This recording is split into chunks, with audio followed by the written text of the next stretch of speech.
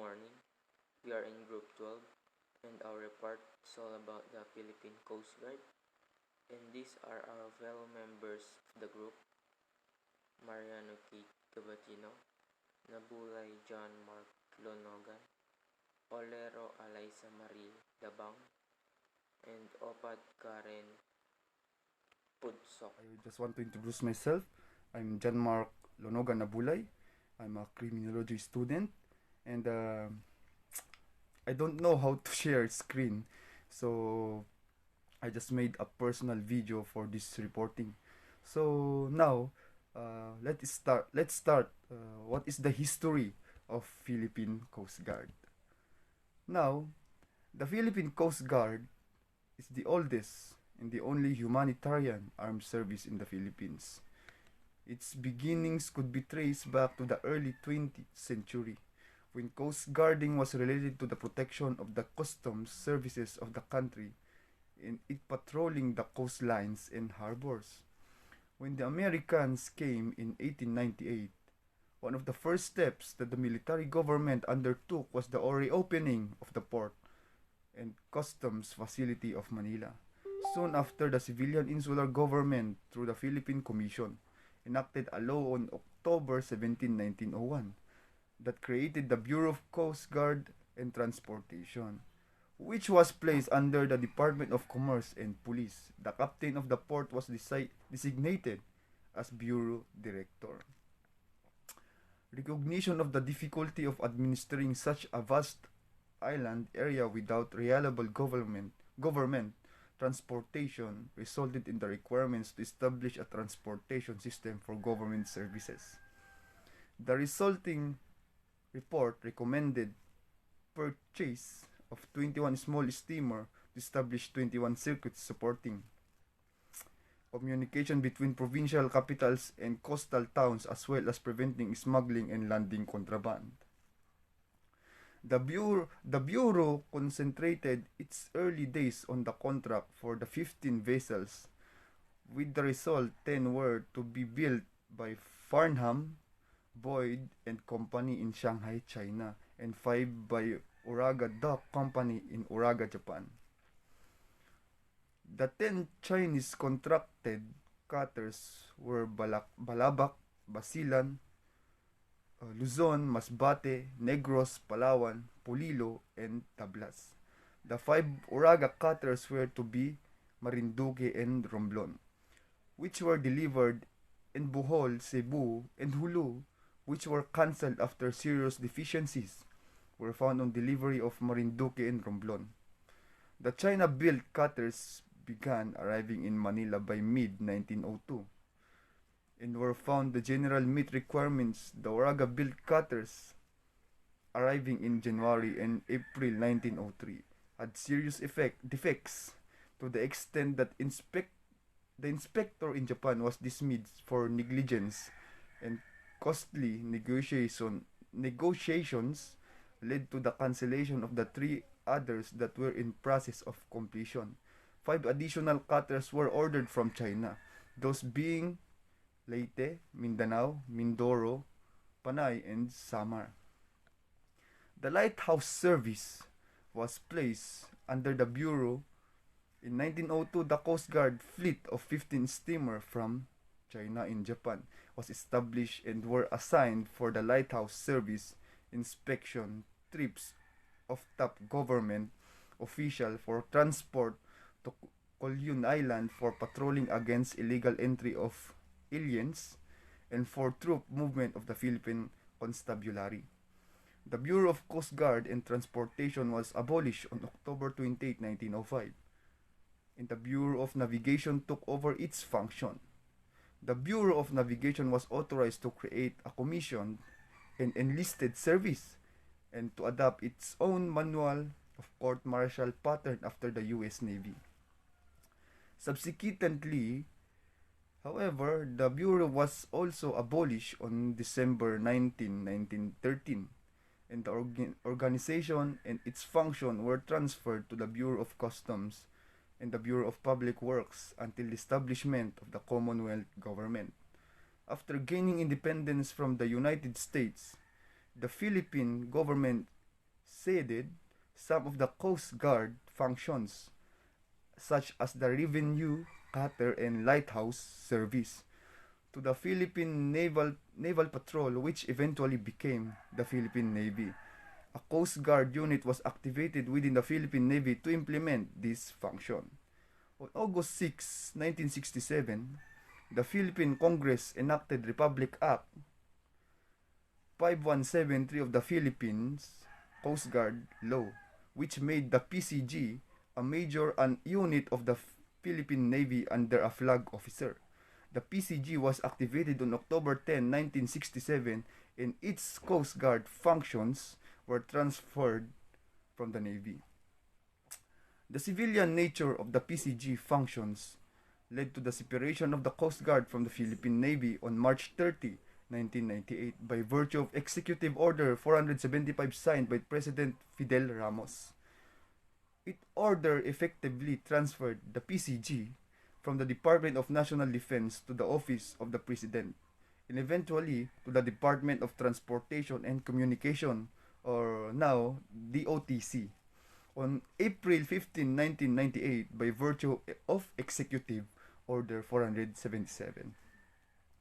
These executive orders provided inter alia that the PCG shall continue to the agency primarily responsible for the promotion of safety of life and property at sea and the protection of the maritime environment as mandated under the Philippine Coast Guard Law and Presidential Decrees 600 million 601, 602, and 979 as amended. The transformation of the PCG into a non-military organization has tremendous impact and significance. Its civilian character has allowed it to receive offers of vessel, equipment, technology, services, cooperation, and other needed assistance from other countries, something which would not be readily offered to a military agency. With enactment of Republic Act 99993, also known as the Coast Guard Law of 2009, as well as its implementing rules and regulation, the PCG has been vested with the necessary authority and responsibility to perform preventive measures in ensuring the safety of merchant vessels. The new law also strengthened PCG authority to meet new challenges and increasing demands for marine Our resources. topic is all about the Philippine Coast Guard. So, this is the organizational chart for the Philippine Coast Guard. So, as we can see, it is the Philippine Coast Guard chart. Coast Guard ranks for officers are split into two tiers, which are the officer and admiral. So, accordingly, in 2019, President Rodrigo Roa Duterte has promoted the Philippine Coast Guard Commandant from Vice Admiral to Admiral, the highest rank of Philippine Coast Guard Commissioned Officer. So this is the organizational chart, and this one is the rank from Vice Admiral, Rear Admiral, Commodore, Captain, Commander, Lieutenant Commander, Lieutenant, and so on. So, moving on from the responsibility, RA 993, or Act known as the Philippine Coast Guard Law of 2009, that establishing the Philippine Coast Guard as an armed and uniforms uniform service attaches to the DOTC, or the Department of Transportation and Communication, thereby repealing Republic Act number 5173 as amended. So they are the one enforcing the regulations in accordance with all the relevant maritime international conventions. They inspect all the merchants ships and vessels, as well as they conduct emergency and readiness readiness and evaluation on merchant marine vessel. So, in addition, they also prevent and minimize unnecessary loss of lives and properties at the sea. They are an agency responsible for Philippine implementation of conventions. Another one is they enhance the capability of the Philippine Coast Guard in oil spill response operations. And lastly, the enforcement of marine environmental laws and regulations. So, maritime security, it is the broad or K factor that contributes to the internal and external security of ships. So, maritime security of the country has 36 to 289 kilometer coastline. So that is for the responsibility of the Philippine Coast Guard or the PCG. So for the next is the recruitment process. So next is the recruitment. To apply to the Philippine Coast Guard as an officer, a candidate must possess these qualifications. First is he or she must be 21 to 26 years old on the date of examination. The minimum entry height for female is 5'2" and for male is 5'4". Must have 72 units credentials or holder of a baccalaureate degree in maritime, engineering, aviation, BS accountancy, and or marine science courses. Next, must have PRC license or must have professional civil service eligibility. And the last is must pass the PCG aptitude battery test. For the training, first is rigid academic and physical training. It instills discipline and transforms their civilian mindset to abide with time-honored Coast Guard traditions and standards.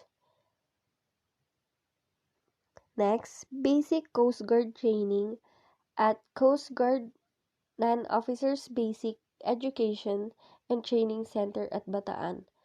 The length of training is 6 months. Candidate Coast Guard Officers Course or the CCGOC in Bagak, Bataan. The length of training is 11 months.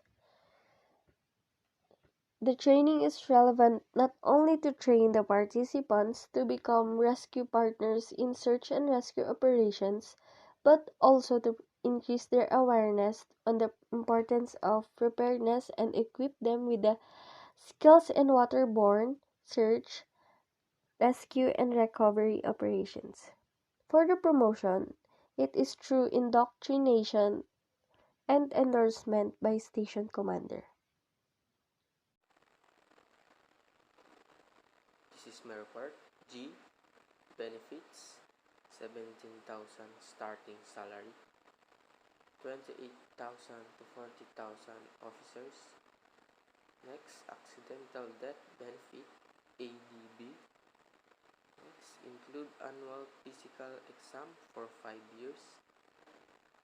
Available after 8 months of continuous payroll deduction of 350 month. Transferable to immediately family member. Next, the the pay increase in the Philippine Coast Guard. So this is the pay increase in the Philippine Coast Guard. Next, age retirement RA 9993. Age of retirement under existing law shall be followed 56 to 60 years old. So retire sila ng 56 to 60 years old. I. Disciplinary mechanism. Any violation of the decreased provision shall be punished with a fine of 200 to 1,000 or imprisonment of 30 days to 6 months. The penalty shall be imposed on the responsible officer and directors thereof. So, ma'am, thank you.